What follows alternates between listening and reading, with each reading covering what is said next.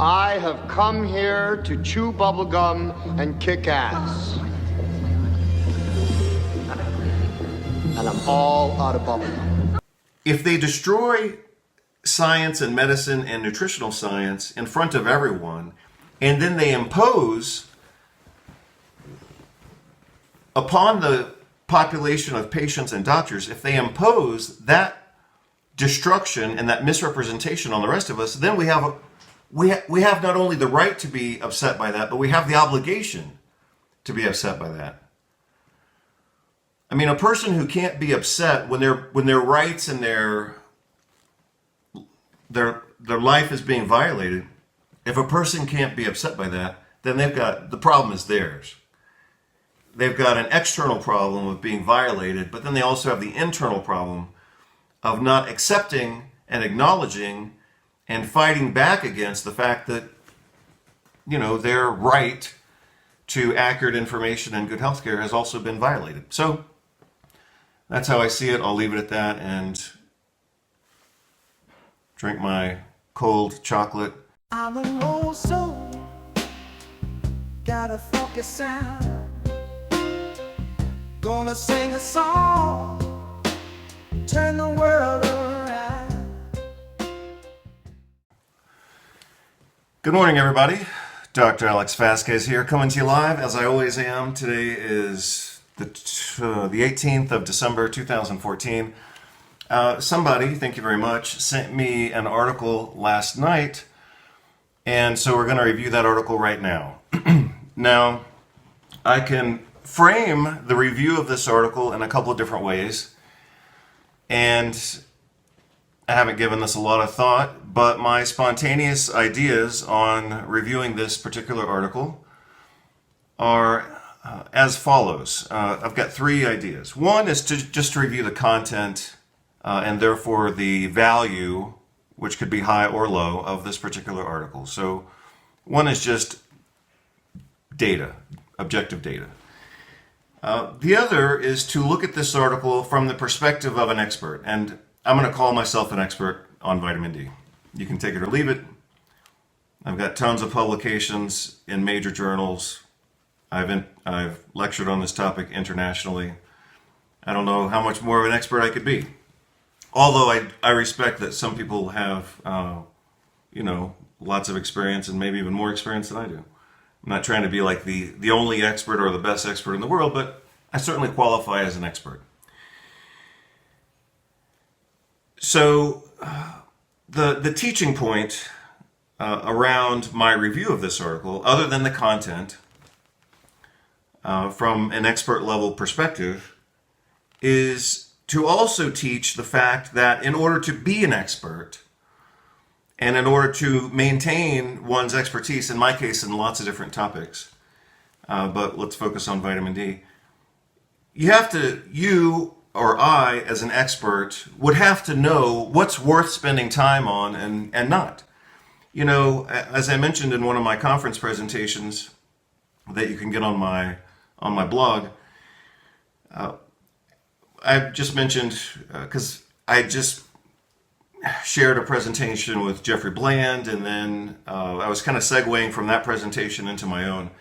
And I was saying at the start of my presentation, like people like Jeff Bland and I, typically, or at least we used to, or maybe we still do, or maybe we do at times, but certainly when I was in full-time teaching, I was looking at 4,000 research articles per year, PDF articles, not just looking at the abstract, but actually downloading the article and looking at it. I think that comes out to about 13 articles per day. So 4,000 articles in a year sounds like a lot, but again, I think it comes out to around 13 per day. And some days would be more or less. But again, my point is, after achieving a certain level of expertise, again, in either a single topic or multiple topics, a person, you, also has to know what's worth spending time on or not. And so, for example, I'm just going to look at this. Somebody sent it to me last night. I looked at like 2 or 3 sentences in this article, and I could already tell it's bullshit. So Again, if I want to maintain my expertise in vitamin D, I can't waste time reading a bunch of bullshit. Even more so if I want to maintain expertise in inflammation, autoimmunity, migraine, fibromyalgia, microbiome, and a bunch of other topics. So let's look at this article again as an exercise in content, in kind of an expert level perspective, but also looking at it from the perspective of, is it even worth reading? Was it even worth publishing? Does this article advance the science? Did they perform a competent review of the literature before preparing and publishing this article? So, good research isn't just starting from zero and saying, hey, we did this and we found this and we think this. Good research science is supposed to science is supposed to build on itself. Human society is supposed to build on itself. I mean, we can't just recreate the wheel all the time or reinvent how to, start a fire. So part of competent research includes a competent review of the literature before, even designing and let alone publishing the study. So let's see if they did any of that or if this is just propaganda. So let's just start from the top and work our way down. I'm going to highlight and make some minor notes as I go, but only to the extent that it's worth doing this. If this article gets 3 strikes, then we're done. So this is published in a diabetes endocrinology specialty journal called Diabetologia. I guess they're trying to sound Latin. The effect of vitamin D supplementation on the incidence of type 2 diabetes. So this is a prospective study because they're looking forward into the future on the incidence of type 2 diabetes in healthy older adults not at high risk for diabetes. A randomized controlled trial. Okay, so again, I'm just going to declare that I'm an expert on reading research. That doesn't mean someday I could fuck up. I could fuck up. I could do a research review and it could be totally retarded. And I'm hoping today's not that day. But let me just tell you, from the perspective of someone who's been scouring research since I was 21 years old, 21? Yeah, 1992. So 1992 is when I started graduate school. And walking into, my first health science library, for me, was apparently a life-changing event because I was just totally blown away by all the information and research and all. And I just spent days and hours, looking at research and photocopying articles and skipping class. So again, from the perspective of somebody who's been looking at research intensely now for almost 30 years, this is already bullshit, but let me tell you why it's bullshit. So this is a prospect. It would have to be really good to not be bullshit. So I'm already suspicious of this article just by looking at the title. So it's a prospective study. That's great. That's the better style of studies. They say it's randomized controlled trial. Great. Type 2 diabetes, healthy older adults, not at high risk for diabetes. Okay, so they're looking for a needle in a haystack here, and they're probably going to fuck it up. So they've selected a healthy group of people who don't have diabetes, and they're not even at risk for diabetes. That's weird. I mean, most people in the Western world are at risk for diabetes because they live in an obesogenic environment. The food is ultra-processed. It's, in the United States anyway, and maybe to a lesser extent in Europe, but it's loaded with pesticides. And again, in the United States, and in a lot of places in Europe too, outside of the big cities, people don't have areas to walk. The parks suck. Like, I grew up in Houston, Texas. We had like 2 parks for 5 million people. So what do people do? They sit in their cars, they sit in traffic, they hate their jobs, they sit in a cubicle, they sit in traffic for an hour trying to get out of their cubicle, And then all they want to do is eat and drink when they get home, if they get home, or they stop for happy hour, so-called happy hour, or a restaurant, and then they eat more food that's loaded with, butter and carbs and salt and all this stuff. So everyone in the English-speaking Western world lives in an obesogenic environment. So we should look at their criteria. How do they define what defines, okay, so they've made two statements here. What defines a healthy older adult, and what defines not at high risk for diabetes? I mean, this is already weird, and I haven't even gotten past the title. But again, whatever. Let's just see what they say. So okay. Another way of looking at this, we would have to define what they're talking about. So let's define what is vitamin D supplementation. Let's define what is a healthy older adult. You see how complicated reading research is? I mean, you can't just read, lines and dots and circles on a page. You have to analyze every word that they say, because any word could be right, or it could be the start of, a propaganda cascade. So we have to define, what did they do for supplementation? What is a healthy older adult? And what could they possibly mean by not at high risk for diabetes? I mean, what is this magical, non-existent population? Okay, so again, I'm just telling you how I look at articles. Sorry, somebody just sent me a message. I was hoping that I wasn't going to receive any messages, but hold on, let me close out a program. I'll have to delete that out of the video. So, I mean, this is already a fantasy, but let's keep going. I don't know any of these people personally, but I do know the work of Joanne Manson. I don't know if she's an MD or a PhD or what. I think she has a doctorate of science or something. But she publishes some of the dumbest, most incompetent vitamin D research that I've ever seen in my life. And she gets millions of dollars from the United States government to publish her garbage. And I've got no patience for it, and you shouldn't have patience for it either. Like one time I did a review of her work, and I was pretty sedate, I was pretty mild about it. But someone said, "Oh, you're criticizing this nice old lady." That's my job as somebody who can think, and somebody who's engaged in nutrition research and medical research and patient care. That's my job, is to criticize stupid stuff. And if she does something stupid, I'm going to say it's stupid. I'm not just going to be nice and say, "Oh, well, she's a nice old lady who gets millions of dollars in government money to mislead millions of people about health and nutrition." I got no patience for it. I'm sick of her work because it's usually stupid, but she gets millions of dollars in funding for it.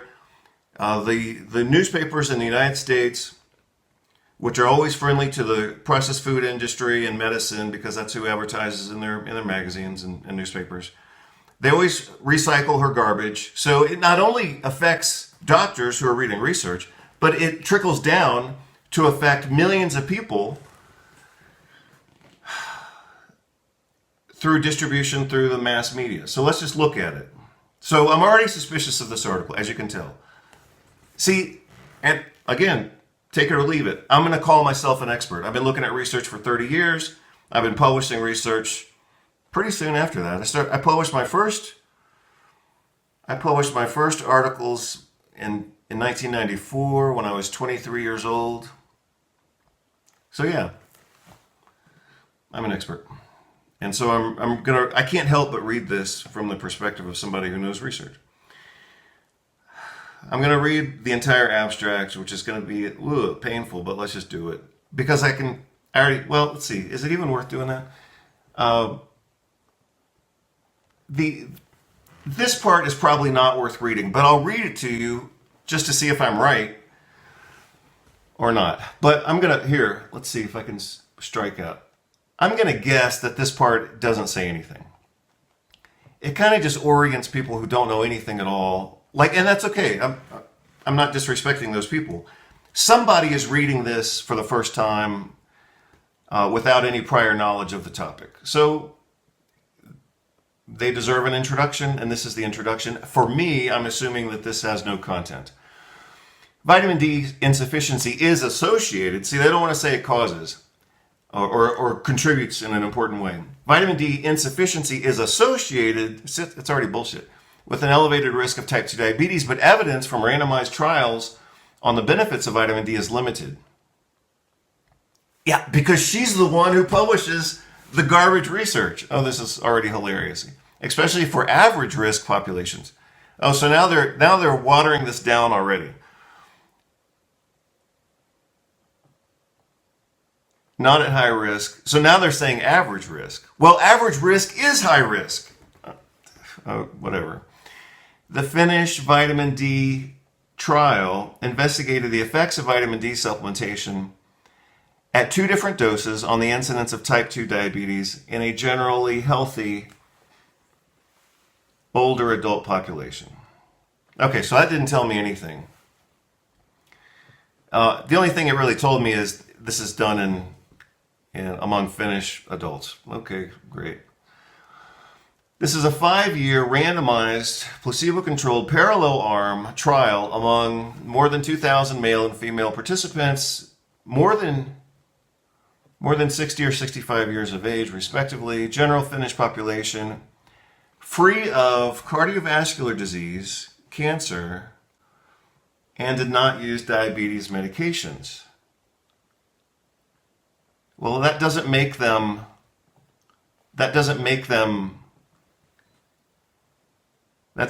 either healthy or not at high risk. So that's pretty weak selection criteria. But okay, let's keep going. The study had 3 arms: placebo, which is nothing; vitamin D at 1,600 international units a day, which is completely inadequate. So they are already 20 years minimum behind the time, because in January of 2003, Robert Heaney published in the American Journal of Clinical Nutrition the first clinical trial to establish what is the physiologic requirement of vitamin D in adults. I think this was adult men. But it doesn't matter that much. It still would have applied to women, within 10%. So they have no justification for using 1,600 international units or 3,200. 3,200 is the minimum. So in the clinical trial that I just referenced from Robert Heaney, their conclusion was that healthy adult men, same study population, uses between 3,000 and 5,000 international units per day. So this is at the bottom of, they should have started at 32 and they could have gone to 5,000 or 10,000. Not 1,600. That doesn't, they have no justification for doing that. A non-study group, statistician carried out all this stuff. The participants, investigators were masked. Duh, that's what double-blind placebo control means. We don't need to repeat that. National health registries were used to collect the data. So they actually never saw these patients, apparently. This was just from a database. Or something, I don't know. Representative subcohort had more, okay, so here they go. So had more detailed in-person investigations. Okay, so they clarified that. And this is a 5-year study. A representative subcohort of 550 participants had more detailed in-person investigations at months 6, 12, and 24. Well, that's only 2 years, but this was a 5-year study. So why did they only do it for 2 years if they're claiming it's a 5-year study?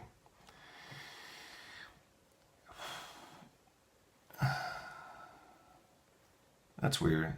So the other thing, so this is already a little bit loose.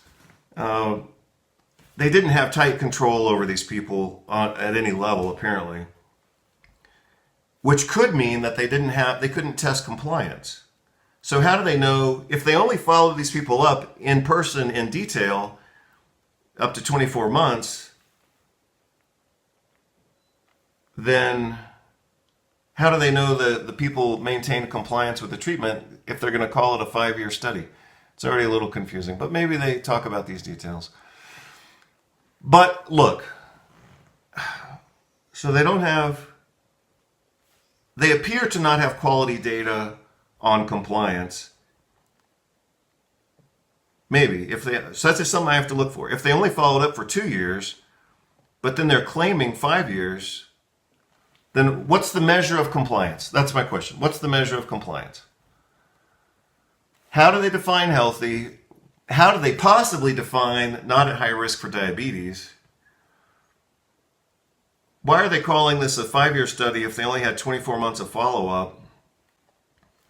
And what's their measure of compliance? This is already kind of weird.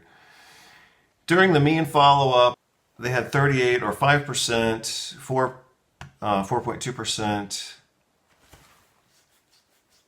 and 4.7% type 2 diabetes in the placebo, lower dose and higher dose. Oh, I'm sorry, that's backwards. No, wait, placebo. No, here we go again. So in the placebo, 1600 and 3200. So that's not exactly what you would expect, right? So if you know how to read research, you should know what they just presented. Even though they weren't perfectly clear about it. What you should look for when you look at data, especially when they have 2 intervention arms at different doses, you should look for what's called a dose-response relationship. So their dose-response relationship is not what you would expect. You would expect the placebo to be worse than the low dose and for the higher dose to be better, and they didn't show that. So it's a little bit inconsistent with what you would expect. When the 2 vitamin D arms were combined and compared to the placebo arm, the hazard ratio was 0.86. Well, that's not bad. In the analysis stratified by BMI, for people who weren't overweight or who were overweight, the hazard ratios in the combined vitamin D arms were, in the placebo, in the vitamin D versus placebo. So now they're reversing the order of things, and that always confuses me. 0.4, 9.7, and 1. Vitamin D arms. So their 1 is their placebo. See, that's something that I try to avoid. If I'm going to list a sequence of things and then talk about those same groups again, I try to maintain the same order. Here they reversed it, so that's just sloppy writing, but that's what they get paid for. So anyway, vitamin D was actually somewhat effective. I mean, a 14% reduction. That's pretty good. In a lot of situations in medicine and clinical drug trials and things like that, you look for a 10% improvement. And here they got a 14% improvement, so that's okay. In the subcohort,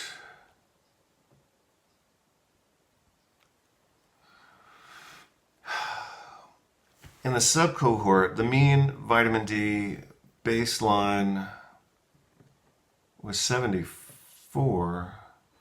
Baseline. That's remarkably high, actually. After 12 months of concentration, we're up to 99 or 120. That's really high. I mean, it's healthy high. It's nice high. We'll take it. But I mean, these are obviously not Americans or other Europeans like Spaniards. In Spain, this number would be really low. It would be half of what this is. So these people started out pretty high on their vitamin D status, and they went even higher, even with low levels of vitamin D supplementation. So these are not normal people.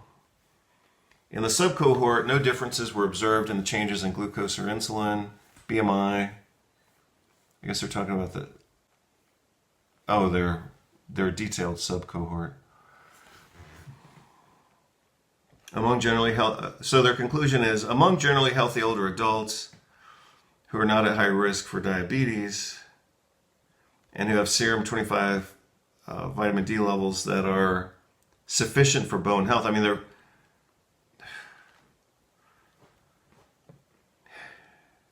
they will never say that this is the required level to be sufficient for bone health unless it's really convenient for them. They would never say that. Vitamin D3 supplementation did not significantly reduce the risk of developing diabetes. Well, this is not a normal study. Oops, sorry. I mean, baseline. So let's interpret the baseline vitamin D level in the subcohort. So again, they're giving special attention to a subcohort, which kind of sucks. So, I mean, they're trying to make this look like a 5-year study, and then they go to 4.2. So why didn't they say 4 years? But then they only did close follow-up for 24 months. So why didn't they say 2 years? And after 12 months. But they have no data for 5 years. They have no follow-up data for 5 years. After 12 months, why are they saying 12 months?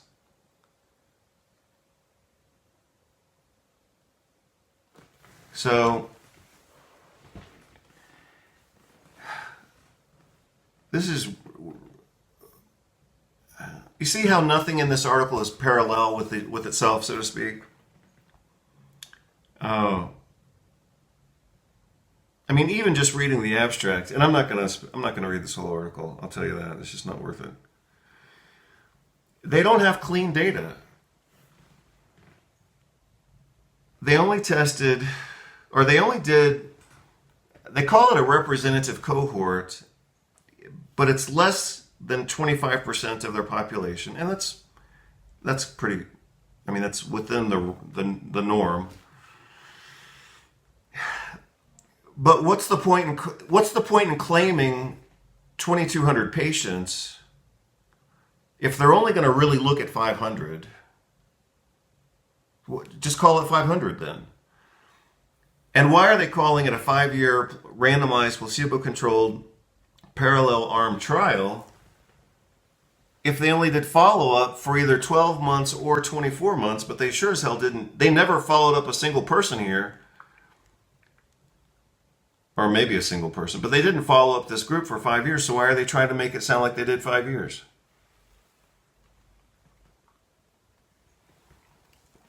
None of this is making sense, and we're not even finished. So here, I'm going to show you one of my previous publications. Baseline was 75 nanomoles. Okay, so let's look at one of my articles. Baseline was 75. I mean, that's incredible. Let's see what I have here, and I may not have it here. We may have to go to a different document. No, here we go. So it's over here. So I'm going to focus in on this graph, this infographic that I published a few years ago. So their baseline was 75, she said. So right here, marginal sufficiency, increased mortality. Yeah, it is marginal, but it's still a lot better than you see in a lot of populations. So, but these are marginal. This is marginal by my standards. If you look at most mainstream vitamin D publications, they would say that that's great. I say it's marginal because it's associated with increased mortality. But they, including organizations like the Endocrine Society, which has 16,000 members, they would say that that's great. But most population studies are down here. If you look at look at Spain, and Spain is a very sunny country. I lived there for 9 years. so I have a good feel for the society, so to speak. But most Spaniards are at 15. They're way down here. This patient population was up here, which is doing pretty darn good for a population. I'm not saying it's good by my standards, but when you look at global data, they're doing pretty good. So, you know,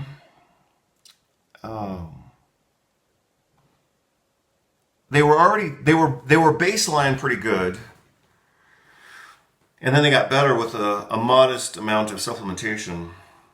But it wasn't a robust amount of supplementation to take them into the optimal range. So let's go back and look at her article. See, this is why I don't like this. After 12 months, it just doesn't tell you anything. It doesn't tell you, a lot of those people, if it's truly a 5-year study, a lot of those people may have dropped out after 12 months. So why did they only look at this at 12 months? Doesn't make any sense. But let's just go with it. Let's assume concentrations were about 100 and 120. So 100 to 120, that only takes them to sufficiency in my book. It doesn't take them to optimal. So basically all they did in this study is they moved people from marginal sufficiency with increased mortality to borderline sufficiency. They only moved them from here to here. A better study would have taken people from insufficiency to optimal and then looked at them. They didn't do that here. They barely moved them from here to here. And then they said it didn't work. No, well, your treatment sucked. Their treatment was, the doses were too low, and I suggested that earlier. They needed to move these people from here into optimal to get something worth talking about. They didn't do that, and that's what they always do. That's the highest they got to was 120. The highest they got to is 120. That's still in the barely borderline sufficient level. So that's how they designed the study, and that's why they designed it this way. That's why she gets millions of dollars in U.S. taxpayer money, is to publish this bullshit, so that she creates confusion in the research, so that doctors will be paralyzed and they won't take action.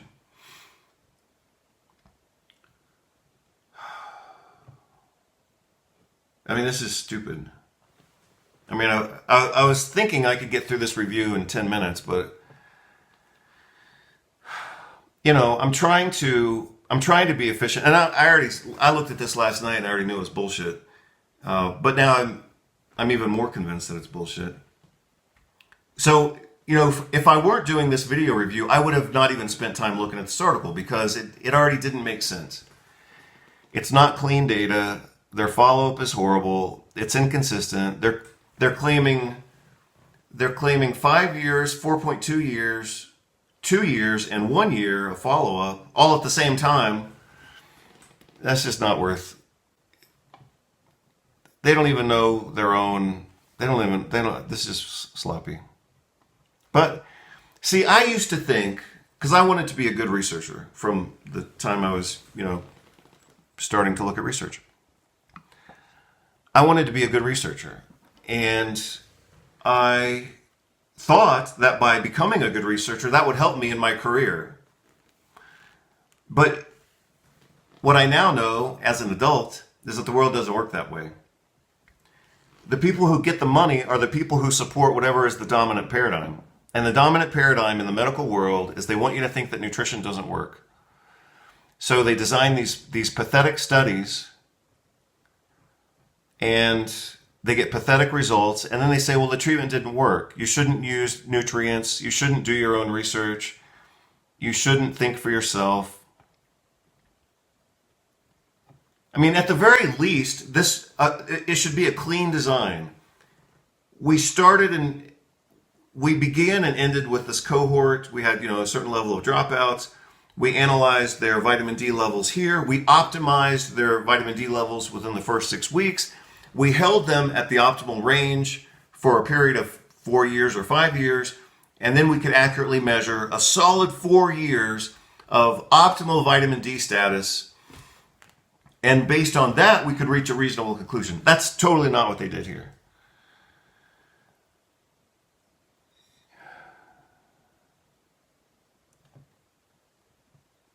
I mean, they're not even really entitled to come to any conclusion. Let's see what they say their conclusion is. They say, in conclusion, our findings do not suggest benefits of long-term moderate or high-dose vitamin D. They didn't even do high dose. See, they're just manipulating the language, manipulating the literature. Among healthy, older, vitamin D sufficient men and women who were not at high risk. I mean, what could they hope to have found? That we took a healthy group of people who had good vitamin D status from an international comparison basis. They were healthy, they weren't at high risk, they were already doing good with vitamin D. We gave them low dose of vitamin D that wasn't going to change their status very much, and then that didn't help them. I mean, I could have told you that. I'm sure that this cost millions of dollars to do this study.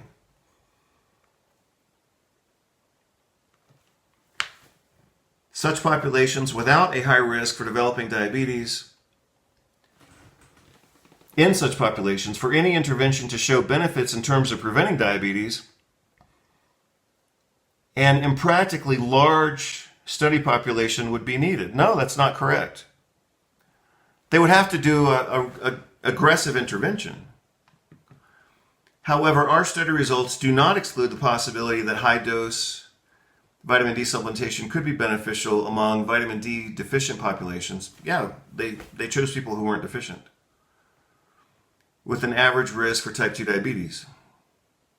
This is garbage. So this is exactly why I wouldn't waste. I'm going to close out that article. This is exactly why I wouldn't waste time reading that article. And to show you how right I am, which I'm saying that kind of jokingly, but I am right on this. So here's a clinical trial that I published in 2008 on vitamin D. Excuse me. Apparently I'm deficient in hot chocolate. And my hot chocolate isn't even hot anymore.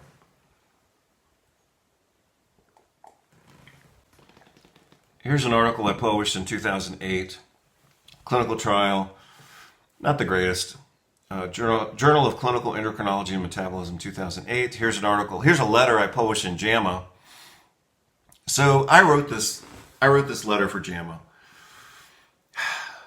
And the only reason I did it really, other than I was attacking one of their publications, was the fact that I was applying for MD, PhD programs at the time. And so I wanted to get my name in JAMA so I could put it on my, application letter. So, but here's the experience I had.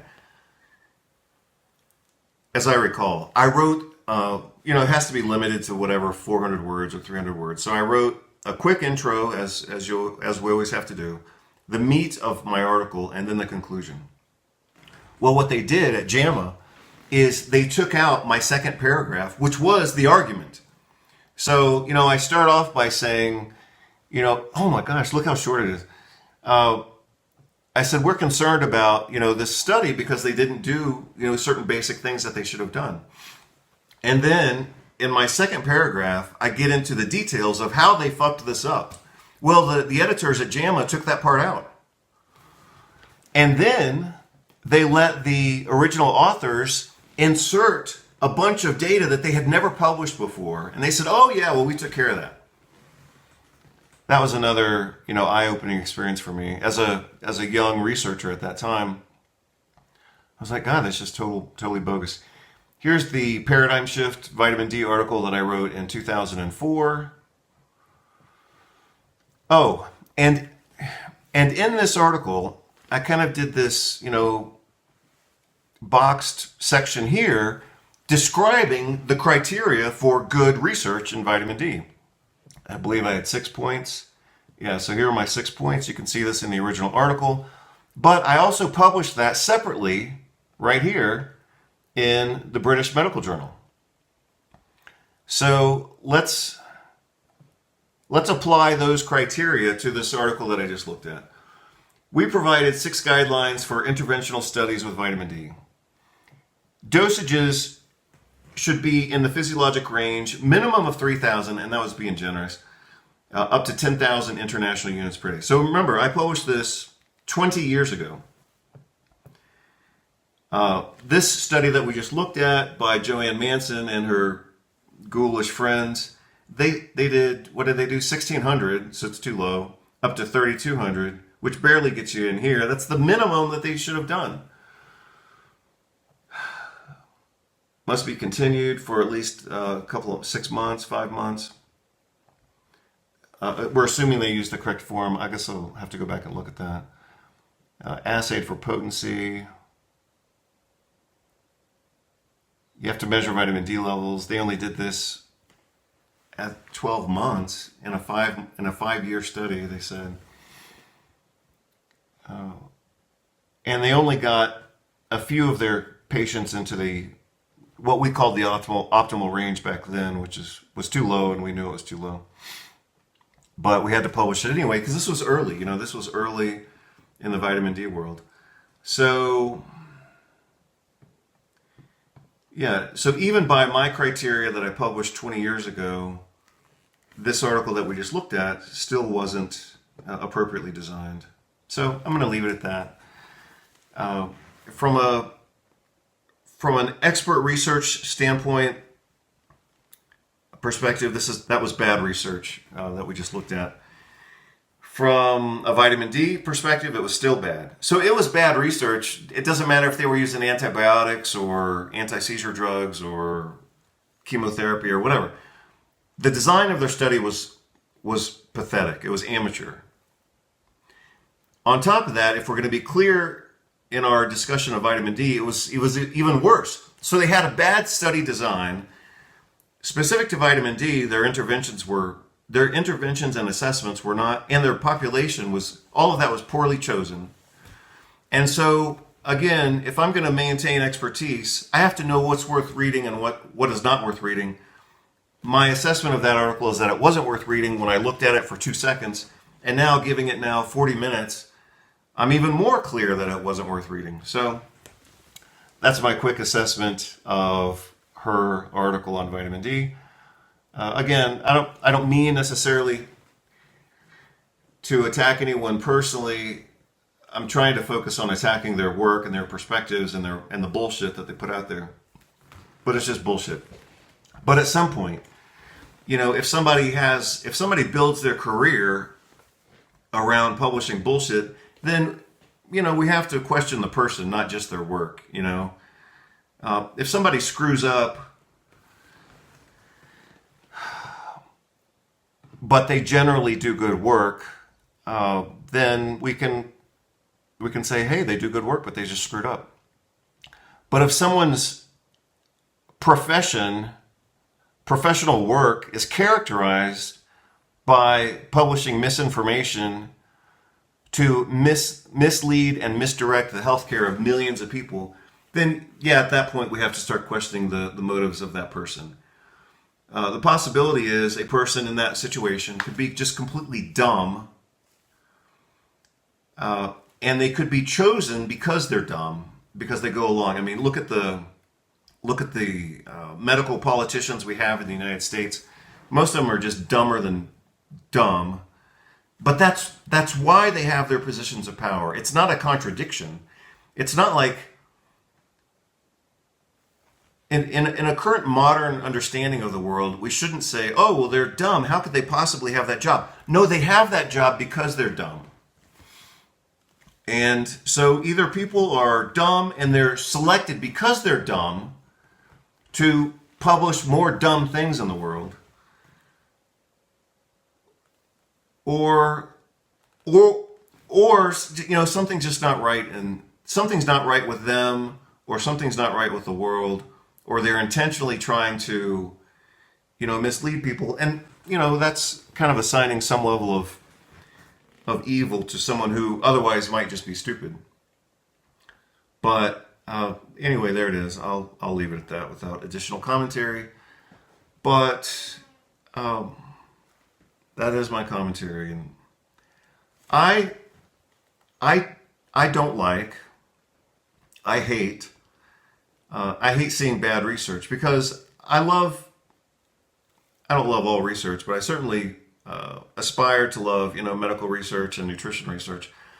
But it's kind of like watching them abuse one of my favorite pets or something like that. Like vitamin D is one of my pet topics. And these people in the article I just looked at, they're abusing my favorite topic of research, medical research, and nutrition research, and especially vitamin D research. They're abusing my topic. So if I'm pissed, I've got every right to be pissed. If I say it's bullshit or whatever, I'm totally entitled to say that, because that's what's happening here. They're abusing what should be the elegance of modern scientific medical nutritional research. They're abusing it, and I don't like seeing it abused. I love architecture. I love good architecture. And if I saw a beautiful building getting demolished for no reason, I would be upset by that. And so that's kind of how this feels to me when I see them. They have the opportunity to appropriately represent science, appropriately represent what should be modern medicine or current medicine, and appropriately represent, the potency and the power of nutritional interventions. They have the opportunity to do that, and they just destroy it right in front of my eyes and right in front of your eyes. And again, it's not without consequence. If they owned a beautiful building and they chose to destroy it, we could say it's sad, but it's their right to do that. If they destroy science and medicine and nutritional science in front of everyone, and then they impose upon the population of patients and doctors, if they impose that destruction and that misrepresentation on the rest of us, then we have not only the right to be upset by that, but we have the obligation to be upset by that. I mean, a person who can't be upset when their rights and their life is being violated, if a person can't be upset by that, then the problem is theirs. They've got an external problem of being violated, but then they also have the internal problem of not accepting and acknowledging and fighting back against the fact that, their right to accurate information and good healthcare has also been violated. So that's how I see it. I'll leave it at that and drink my cold chocolate. And I'm going to work on another video later today. So hope you're all doing well, and I'll get that to you as soon as I can. Thank you very much, and goodbye. I'm an old soul, got a funky sound.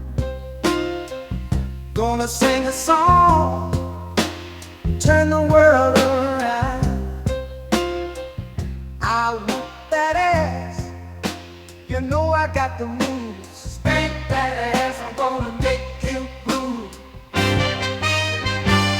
I ain't no player, I'm just here to shake. Hump that ass, no time for heartbreak. I'm the one who brings the rhythm to the night. I keep you